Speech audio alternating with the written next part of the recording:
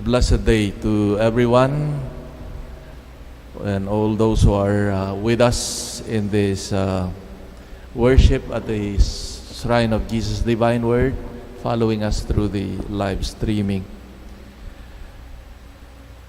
Again, I would like to focus this reflection on the first reading. For the next 3 weeks, we will be taking the readings from the first readings from the so-called group of books of the Old Testament called the post-exilic period, the books of Ezra, Nehemiah, Haggai, Zechariah, Baruch, Jonah, Malachi, and Joel. According to biblical experts, that these books of the Old Testament have a common concern, and one of them is the temple in Jerusalem, the central shrine of Judaism, while other writings like that of the Ecclesiastes, Sirach, Wisdom, etc., the so-called wisdom books, pay little attention to these ritual matters. But the more nationalistic Jews who returned from exile in Babylon to resettle in Israel place a high value on the rebuilding of their national shrine, meaning the Temple of Jerusalem. This is known as, in the biblical history, as the Second Temple period. The book of Ezra, with that of Nehemiah, constitutes an historical and theological witness of that period of the history of the people of God, the so-called post-exilic Babylon, which opened with the edict of the king at that time, Cyrus, that was around 538 BC. This Persian king permitted Israel to return to their land that was abandoned some decades before with the destruction of Jerusalem by the Babylonians, whose leader that time was Nabucodonosor. And the book of Ezra opens with this citation of this edict of Cyrus and with the description of this new exodus that brings the Hebrew people from the rivers of Babylon, where they wept, where they were exiled, and brought back to the holy city, reduced already to ruins. And the aim of their repatriation is this: to reconstruct the temple of the Lord in Jerusalem.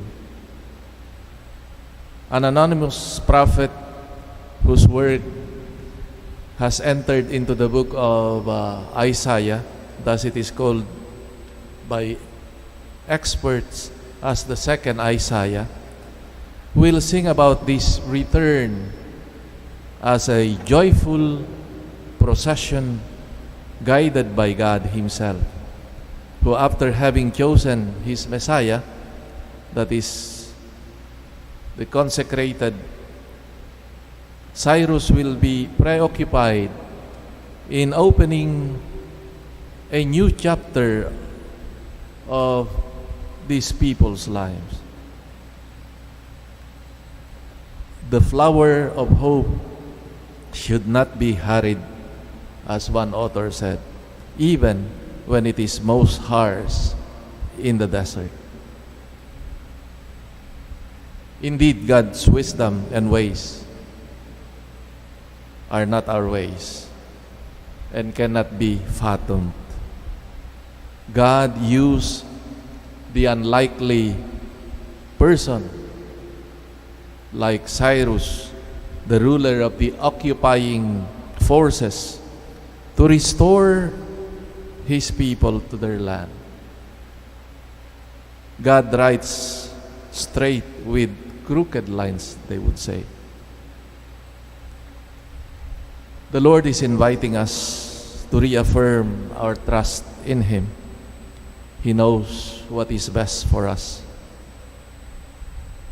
And that is, I think, one of the beautiful messages of this event in the life of the people of God, that in the midst of uncertainties, difficulties, God acts, and at times His ways we cannot fully understand.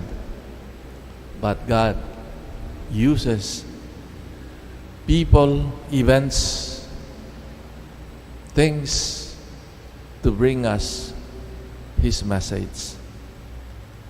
May we have the capacity to recognize His hand guiding us even in difficult moments, in the midst of difficulties. As the beautiful line